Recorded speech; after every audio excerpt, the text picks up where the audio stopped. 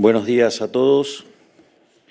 Para comenzar, quiero saludar a todos los empresarios aquí presentes en su día y agradecerles por haber apostado y seguir apostando por el país. Producir en un país con tantos problemas crónicos como el nuestro es sin duda una tarea digna de reconocimiento. También agradecerle al presidente de la Unión Industrial Argentina, doctor Daniel Funes de Rioja, por invitarme a disertar ante todos ustedes en esta jornada tan importante. Quiero aprovechar esta oportunidad para desmentir dos grandes mitos que durante décadas fueron utilizados por la política para meter la mano hasta el codo en el sector industrial y enriquecerse a costa de todos los que producen. Mitos que, para perjuicio de todos los argentinos, fueron tan exitosos que se convirtieron en dogmas en el debate público. El primero es el que tacha de incompatible el desarrollo industrial en simultáneo con el de los sectores primarios de la economía. Tal como ya he dicho en otra oportunidad, durante 100 años la política nos vendió el cuento de que para tener una economía pujante el desarrollo industrial debía darse pisoteando los sectores dinámicos y exportadores, en especial al campo. Pero esto no siempre fue así, y a las pruebas me remito, porque el periodo de mayor expansión industrial de la historia argentina fue precisamente durante el modelo agroexportador y no, como dicen algunos, con el modelo fracasado de sustitución de importaciones con patrocinio estatal. Fue el desarrollo económico generado por el sector privado el origen de nuestra primera industrialización. Lo mismo ocurrió en la década del 30, cuando el mercado argentino naturalmente desarrolló para abastecer la demanda que no podía abastecer Europa, destrozada y descapitalizada tras el crash del 29. Pero en algún momento, promediando la mitad del siglo pasado, la política decidió que para que el país se desarrollara se tenía que producir todo acá y empezó a arbitrar con mano férrea la relación entre los distintos sectores de la economía, robándole a uno para darles a otros. La justicia social. La industria quedó subordinada a la sobreprotección del Estado en formas de créditos, subsidios, exenciones tributarias, barreras aduaneras y aranceles de todos los colores para competir en el mercado local. Dijeron que era para industrializar el país, que había que ayudar a los sectores industriales a competir con las manufacturas importadas. Prometieron que con el tiempo lograrían competir de forma genuina de igual a igual y que así habría más y mejor trabajo. Pero paradójicamente se volvieron cada vez más dependientes del Estado, que a su vez dependía de las exportaciones agropecuarias para financiar todos esos beneficios, y se generó una relación de tutela viciosa con el Estado que arrastramos hasta el día de hoy. La consecuencia es que para proteger a la industria se le robó el campo, y esa protección lo único que generó es un sector industrial adicto al Estado. Esta es una de las raíces de las crisis económicas estructurales que padecemos hasta tantas décadas. 100 años de insistir con estas ideas terminaron, en primer lugar, arruinando a nuestro potencial exportador, castigando el campo con trabas e impuestos y directamente impidiendo el desarrollo de otros sectores exportadores en los que deberíamos ser protagonistas globales, como es la industria del cobre. En segundo lugar, perjudicaron a todos los argentinos, porque nos obligaron a pagar más caro por productos de peor calidad, aumentando el costo de vida y reduciendo la capacidad de ahorro y, en consecuencia, la capacidad de inversión de todos. Y, por último, a pesar de tanto llenarse la boca hablando de política industrial, terminaron perjudicando directamente a gran parte de la propia industria. Porque detrás de todos esos supuestos buenos deseos que justificaron alquimias y experimentos, que resultaron en 113 años de déficit fiscal de los últimos 123, en restringir la compra y venta libre de divisas, en pisar el tipo de cambio, en pisar tarifas y destrozar los precios relativos de la economía y en haber sido, junto con la dictadura de Maduro, los únicos países de la región con más de 20 puntos de inflación interanual los últimos 15 años seguidos. ¿Quién puede ganar en un país así? Nadie. Y los resultados están a la vista. La Argentina tiene prácticamente la misma cantidad de empleo formal privado que hace 15 años. En definitiva, a ningún sector le puede ir bien si al conjunto de la sociedad le va mal. Bueno, salvo quizás a la casta política, ¿no? Lo que es peor, tanta miseria le terminó imponiendo un modelo de negocio distinto a muchos sectores. Ya no se trataba de pensar cómo producir más, mejor y más barato, sino de ver cómo acceder a la mayor cantidad de ventajas y prebendas posibles de parte del Estado para poder sobrevivir. Lo que estoy tratando de decir con todo esto es que las supuestas políticas de desarrollo sectoriales a costa de una macro destrozadas están condenadas a fracasar. Y peor aún, están condenadas a producir aún más el problema de fondo.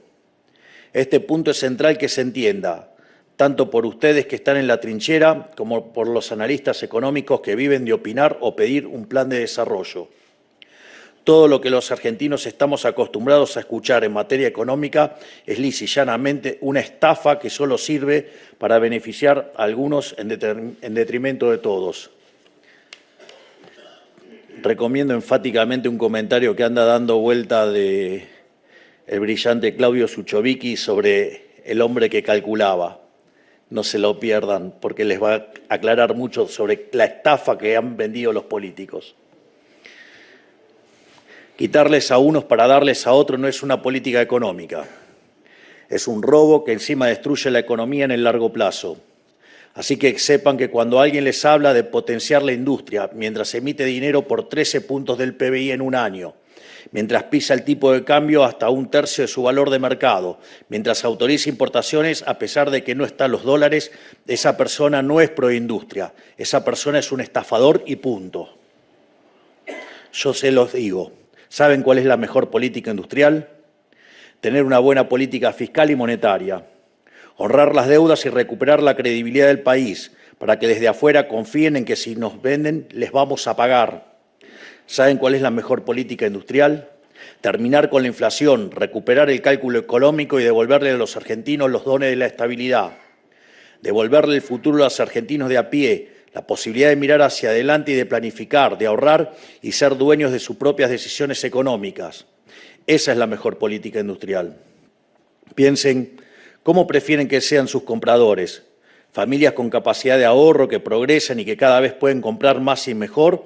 ¿O familias empobrecidas que tienen que adelantar consumo comprando lo primero que encuentren en 24 cuotas porque estoquearse en bienes es más rendidor que ahorrar en moneda? Solo si el conjunto de la sociedad le va bien, le puede ir bien a la industria de forma sostenible. Además, ustedes saben que para quienes llevan adelante una empresa, estabilidad significa libertad. ¿O acaso la contabilidad permanente de un régimen de inflación alta e inestable no es una cárcel? Es un desperdicio de energía infernal. Esa energía que hoy gastan en sortear el obstáculo de inestabilidad, mañana lo van a poder invertir en pensar cómo vender un mejor producto a mejor precio. Si el valor de una compañía se mide de acuerdo al valor presente de los flujos futuros de esa empresa, la estabilidad es condición sine qua non para que su empresa valga algo. No hay valor sin estabilidad, no hay ganancia sin estabilidad, no hay crecimiento sin estabilidad. Les dije que quería desarmar dos mitos. El segundo es el peor de todos y es adyacente al mito anterior, el mito de que la libertad en la economía es perniciosa para el desarrollo industrial. Ningún país quebró por abrirse al comercio internacional. Todo lo que lo hicieron progresaron, de hecho. ¿A quién se le puede ocurrir de semejante disparate? Y lo único que es pernicioso para el desarrollo industrial es tener un Estado elefantiásico montado a sus espaldas. Esta administración está empecinada en reducir el costo argentino en la totalidad de la vida económica nacional, para así mejorar la competitividad de todos los sectores productivos. Vinimos a achicar el Estado para agrandar el bolsillo a ustedes. Ya que hablamos de mitos, el costo argentino es como un monstruo mitológico de muchas cabezas. La primera de ellas es el costo financiero, o sea, la capacidad que tienen los actores de la economía para acceder a crédito barato. ¿Saben cuál es el principal factor de incidencia en el costo financiero? El riesgo país. Ese riesgo país que se ubicaba en el orden de los 2.400 puntos el día del balotaje y hoy se ubica en el orden de los 1.400 puntos, gracias al trabajo apoteósico que está realizando Toto Caputo, Santiago Bausili, el gigante de Pablo Quirno y todo su equipo. Quienes, por cierto, el viernes pasado lanzaron un canal propio online donde comentan sobre el camino económico del país y sus objetivos, por si a alguien le interesa ir a las fuentes y dejar de depender de la información inventada por periodistas ensobrados. En en ese mismo riesgo país que sube cada vez que los degenerados fiscales del Congreso pasan leyes impagables sin decir de dónde quieren sacar la plata. Lo primero que hicimos al asumir y contra la opinión de los econochantas fue arbitrar las tasas de interés local con la tasa de interés internacional ajustada por riesgo, que obviamente ello implicaba, dado el salto devaluatorio, implicaba una tasa de interés real negativa en pesos y que fue lo que permitió a su vez la licuación y el desarmado de los pasivos remunerados, que dicho sea de paso, respecto a la hazaña fiscal que hemos hecho, ¿no? Porque nosotros heredamos 15 puntos de déficit fiscal consolidado entre Tesoro y Banco Central. Nos decían que hacer un ajuste de un punto del PBI en el Tesoro era imposible. Cuando dijimos que íbamos a alcanzar el déficit cero en el primer año, nos dijeron que era imposible. Y ese conjunto de gigantes que están en el Ministerio de Economía lo lograron en un mes. Vaya que sí tienen mérito. Pero como eso no alcanzaba y había 10 puntos más que resolver en el Banco Central, un tema del que nadie hablaba y que parecía también imposible de resolverse, lo resolvimos en 7 meses. Es decir, en 113 años de los últimos 123 siempre tuvimos déficit. Los 10 que tuvimos superávit fue porque estábamos en default. Eso que nadie logró entonces en 123 años, que es un superávit fiscal robusto y de verdad, nosotros lo alcanzamos en el primer mes. Y algo que no tenía ningún tipo de viso de solución, que era el problema de los pasivos remunerados y que todos creían que iba a terminar en una expropiación o en una hiperinflación, lo resolvimos a mercado en 7 meses. Vaya que eso sí es tener gestión. Naturalmente, esto hizo que los bancos tuvieran que volver a trabajar de bancos y prestar capital a personas y empresas, en lugar de colocar su capital en el Banco Central, inflacionando aún más la emisión de moneda para cobrar el interés. Así volvieron los créditos de todo tipo, incluyendo los hipotecarios, generando un boom en el sector inmobiliario sin precedentes. Hace un año pensar pedir capital prestado a 30 años parecía una locura. Y hoy, en la nueva Argentina, es una realidad. Es decir, cuando arrancamos el gobierno, hablábamos de la hiperinflación. Hoy hablamos de créditos hipotecarios a 30 años y que sobre el retorno del crédito. Parece mentira todo lo que hicimos en tan poco tiempo. La segunda cabeza de este monstruo, que es el costo argentino, es el costo laboral. No hay empresa que pueda competir en el mundo con estos costos laborales que se desprenden de regulaciones vetustas que supuestamente pretenden proteger a los trabajadores, pero lo único que hacen es destruir el trabajo. A ver si se entiende de una vez, hay una sola forma sostenible de que los trabajadores estén cada día mejor. Un Estado que proteja el valor de su dinero y un sector pujante que demande trabajo. No importa cuántas regulaciones quieran inventarse para proteger a los trabajadores. Cualquier regulación que atente contra el valor de la moneda y contra la capacidad del sector privado de generar riqueza, lo único que genera es más pobreza. Hay que entenderlo de una vez. Las leyes laborales en Argentina son al trabajador lo mismo que la fracasada ley de alquileres a los inquilinos. Todavía recuerdo todas las críticas que nos hicieron cuando desregulamos el mercado de alquileres. Pero nadie dice de todos esos econochantas de cómo explotó la oferta de propiedades ofrecidas y cómo, en términos relativos, el precio de los alquileres se terminó cayendo estrepitosamente. ¿Será que les cuesta asimilar o entender o aceptar lo poderoso que es el mercado? La tercera cabeza del monstruo es medio engañosa, ya que es difícil de cuantificar, porque es el costo invisible del Estado, la burocracia. O dicho de otra manera, el costo de la máquina de impedir, el costo de oportunidad que representa el dejar de trabajar para ir a perder tiempo a una oficina y pagar un sinsentido de aranceles. tener que pasear por los pasillos de la administración pública pidiendo sello sobre sello para poder producir. Los impuestos son una clara demostración de este fenómeno. En Argentina tenemos cerca de 190 impuestos, de los cuales 10 recaudan más del 90% del total de la recaudación. O sea que hay cerca de 180 impuestos que no llegan a recaudar ni el 10% de la recaudación. Estos impuestos nos generan un daño económico directo. Su efecto es casi marginal. Sin embargo, generan trabas, demoras, trámites y un sinfín de procedimientos que entorpecen la actividad económica en un país donde ganar dinero ya es una tarea imposible. Ni que hablar de los kioscos que esto implica, ¿no? Por eso es tan importante la tarea que está llevando adelante el coloso Federico Sturzenegger, desmantelando todo tipo de regulaciones. Desde el minuto cero estamos desregulando lo que podemos, sabiendo que el camino está lleno de pozos y piedras. Sin ir más lejos, la semana pasada anunciamos la eliminación de trabas burocráticas para la importación de acero, aluminio y materiales de construcción. Y venimos de eliminar burocracia relacionada a la industria del plástico y de los hilados sintéticos. Estamos simplificando los trámites de exportación como el régimen de admisión temporaria y el repostock. Eliminamos todos los controles discrecionales para importar, entre los que se encontraba el sistema CIRA, que era un mecanismo explotado por la gestión anterior para cobrar coimas a importadores.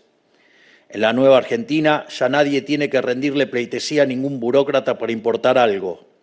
Y todo esto lo hacemos en pos de seguir mejorando la competitividad de nuestra economía, porque el que produce debe enfocarse en producir y así capitalizar al máximo su tiempo para luego poder disponer del fruto de su trabajo como se le antoje. La cuarta cabeza es la más grotesca de todas, porque representa el costo directo, los impuestos, o sea, la incidencia del Estado en el precio de los bienes y servicios. Esta mañana bajamos 10 puntos del nefasto impuesto país, un impuesto que fue creado por el kirchnerismo bajo la excusa de que sería temporal y sin embargo se cansaron de prorrogarlo sistemáticamente. Es interesante porque muchas veces en la Argentina se han creado impuestos, se ha dicho que eran transitorios y después nunca se bajaron.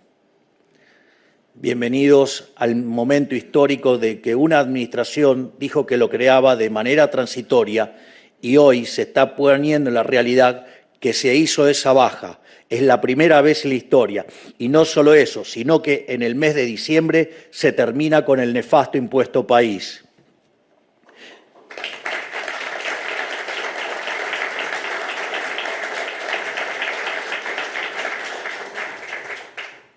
Hay una frase de Milton Friedman que decía que no había nada más permanente que un aumento transitorio del gasto público y en realidad como ustedes eso lo tienen que financiar porque... esta es interesante. Ahí voy a citar a un economista que no me resulta simpático, pero no, o sea, que no suscribo a todas las cosas que dice, pero esta frase es interesante. Lo que decía Keynes es que todo gasto público siempre se paga. Es decir, o lo van a pagar con emisión monetaria, generando inflación, generando impuesto inflacionario, o lo van a pagar con deuda, que son impuestos futuros, es decir, estafando a las generaciones venideras, a nuestros hijos, a nuestros nietos y demás, o lo pagan con impuestos explícitos, pero siempre se paga. Por lo tanto, dada la frase de Friedman, digamos, no hay nada más permanente que un impuesto transitorio, salvo que se trate de un gobierno liberal que dice que va a bajar los impuestos y efectivamente lo baja. Es decir, con nosotros eso se acabó, así como esta mañana lo bajamos un 10%, en diciembre lo vamos a eliminar por completo, impulsando así una baja en los precios de los productos importados. Cabe destacar que entre los productos importados se encuentra un sinfín de insumos productivos, o sea que esta medida ayuda a bajar costos operativos, mejorando la competitividad de nuestra industria. Los genios de la sustitución de importaciones nunca se dieron cuenta de que el 80% de las importaciones son insumos productivos y que encarecerlos a dedo solo es perjudicial para la población argentina. Hay que terminar con la creatividad de los burócratas. Lo único que logran es convertir a Argentina en un infierno tributario y en una multiplicación de kioscos, ¿no? Así como bajamos el impuesto del país, ya eliminamos las retenciones de más de 5 categorías de carne. También eliminamos derecho de exportación para la industria automotriz y bajamos el impuesto a las transferencias de automóviles. Redujimos aranceles de importación en productos de primera necesidad para distintos sectores productivos. Y estamos recién empezando. Imaginen de lo que somos capaces si mejoramos nuestra competitividad. La lista de curros, kioscos y burocracias que le complicaban y le siguen complicando la vida a la gente de los argentinos es infinita. Entre ellos se encuentra la quinta cabeza del monstruo que vinimos a combatir, el costo asumido por todos los argentinos para cuidar los negocios de los amigos del poder. Un ejemplo claro es el caso de Starlink, cuya entrada permitimos ni bien asumimos, mejorando la conectividad en toda la patria rural a costo cero. O el caso de la vacuna contra la fiebre aftosa, cuya importación habilitamos hace unas semanas, garantizando una mejor competitividad y reducción de costos en la producción de carne. Pero al igual que la hidra de la mitología griega, cuando cortás una cabeza de este monstruo, aparece otra. La sexta cabeza del monstruo vendría a ser lo que nosotros llamamos el costo de la representación forzada. Es decir, que el Estado te imponga una representación a la cual debes rendirle tributo, como por ejemplo el SADAIC, a quien le cortamos el curro la semana pasada, o a los sindicatos que se mueven en autos de lujo con chofer a costa de que sus representantes no puedan ni pagar el colectivo. A los gerentes de la pobreza, quienes administraban asignaciones sociales de las más vulnerables y los obligaban a marchar por sus propios intereses bajo la amenaza de cortarles el plan. Podría pasar todo el resto de la semana enumerando cosas que quedan por corregir, pero quiero detenerme en el costo más importante de todos, la cabeza principal de este monstruo mitológico que venimos a destruir, el déficit fiscal, o sea, el gran impuesto encubierto. ¿Por qué un impuesto encubierto? Porque si el déficit se paga con emisión monetaria, se termina pagando con impuesto inflacionario, mientras que si el déficit se financia con deuda, se termina pagando con impuestos futuros, es decir, una carga para las generaciones futuras. Si hay algo que dejamos claro y nunca nos vamos a cansar de repetir, es que nosotros vinimos a bajar impuestos, no a subirlos, y que el superávit fiscal para esta gestión es innegociable. Ese es el pacto que hice con el pueblo argentino, y entre nosotros cuando nos eligió en las últimas elecciones, y eso es lo que vinimos a cumplir. Es decir, vamos a bajar impuestos, no vamos a negociar el resultado fiscal. El subtítulo es: vamos a seguir bajando el gasto público. Y eso que parecía imposible, el gasto público en el Tesoro Nacional, en términos reales, en lo que va del año, cayó 30%. Es decir, para encontrar recortes y ajustes como lo que ha hecho Argentina, solamente pueden ser observados después de la Segunda Guerra Mundial. Y aún así, nuestro ajuste sigue siendo el más grande de la historia. Aún nos queda mucho trabajo por delante, sabiendo que cada paso, por pequeño que parezca, representa un peso que le quitamos de encima al sector privado. Me gustaría destacar que nada de esto sería posible sin el titánico trabajo que están haciendo los equipos del Ministerio de Economía y el Ministerio de Regulación, que al igual que Hércules aceptaron la gesta heroica de exterminar este monstruo de muchas cabezas, este leviatán empoderado que ha sido la causa de todas nuestras penurias como argentinos. La única diferencia es que en vez de una espada les he dado una motosierra. Poco a poco, todos estos esfuerzos, tanto en el plano de corregir la macro como en el plano de las reformas estructurales, se están traduciendo a mejores palpables en la actividad económica. Sin ir más lejos, el último julio fue un mes récord en la venta de autos, la mayor venta registrada de autos desde 1995. En el sector energético ya revertimos 13 años de déficit, con proyecciones muy alentadoras para los años venideros. Los primeros 6 meses de este año marcaron el superávit comercial en un semestre más alto de la historia del país. En julio las exportaciones crecieron casi un 20% respecto al año anterior. Si quieren ver un ejemplo claro de qué pasa cuando se reduce el costo argentino y se aumenta la libertad, miren el Alrigui, que se reglamentó hace unas semanas a pesar de solo contar con 37 diputados y 7 senadores, y ya esperamos inversiones por más de 50.000 millones de dólares. Encima mejoramos el pago a importadores y actualmente estamos pagando el 90% de las importaciones versus el 15% que se pagaba en noviembre de 2023. O sea, en 8 meses solucionamos un problema de deuda comercial récord sin precedentes mundiales. Podríamos hasta decir que salvamos al sector y aún al día de hoy, y con tantos anuncios positivos a cuestas, tenemos que escuchar a algunos degenerados fiscales hablar de industricidio. Todo esto no es ni más ni menos que el esqueleto de la reforma económica más ambiciosa de la historia democrática y sus consecuencias más incipientes, pero les aseguro que aún hay mucho más por venir. Recuerden que la reforma estructural más grande de la historia fue la que hizo Menem a inicio de los 90. La que nosotros pasamos con el RIGI más el DNU es 8 veces más grande que la que hizo Menem.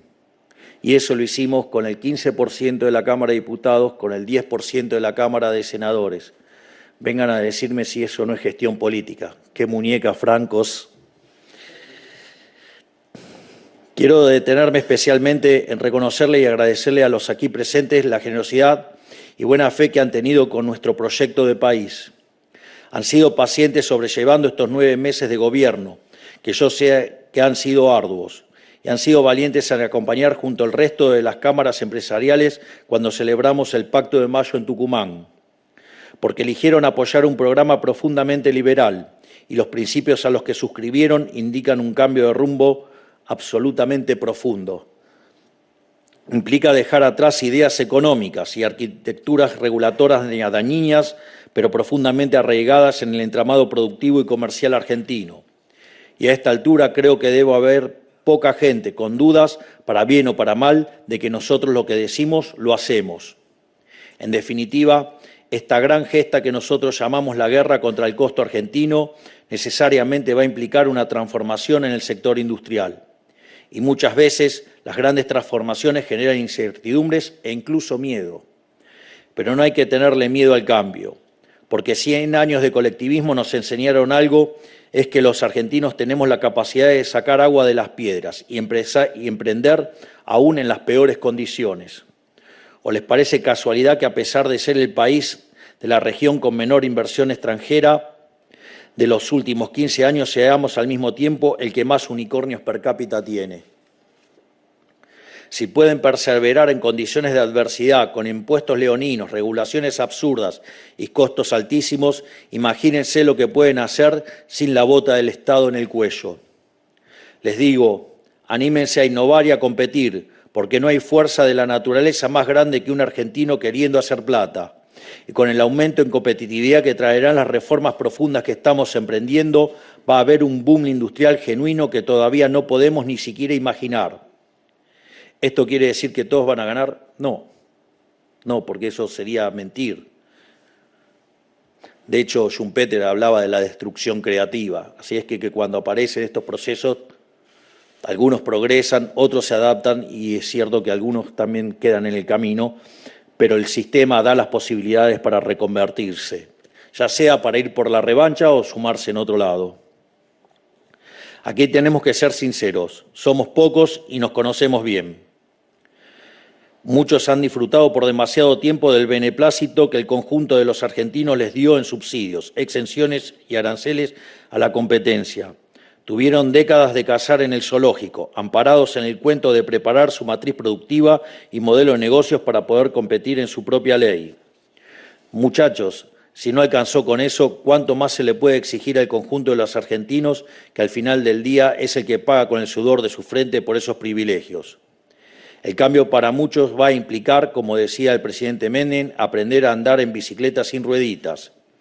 La mayoría seguramente va a hacer equilibrio, precisamente porque la reducción en el costo argentino compensará la eliminación de beneficios que eran perniciosos para el conjunto de la sociedad. La realidad misma va a separar la paja del trigo, o dicho en criollo, a los que no están o los que no necesitan el curro para vender, les va a ir bien. De nuestra parte tienen el compromiso de que vamos a hacer lo máximo posible para que la transición del modelo de la decadencia al modelo de la libertad no deje empresas ni laburantes afuera. No lo vamos a dejar tirados. Vamos a abrir la economía cuando estén dadas las condiciones estructurales para que las empresas competitivas sean lo más competitivas posible. Como digo siempre, nuestro programa económico tiene etapas que están asignadas por el cumplimiento de objetivos y no vamos a apurar los tiempos de ninguna decisión si no están dadas primero las condiciones para que esa medida tenga éxito. Para finalizar, sepan que en mí van a encontrar un aliado del sector privado. Son ustedes, junto a su esfuerzo, los que empujan para adelante, generan riqueza y puestos de trabajo.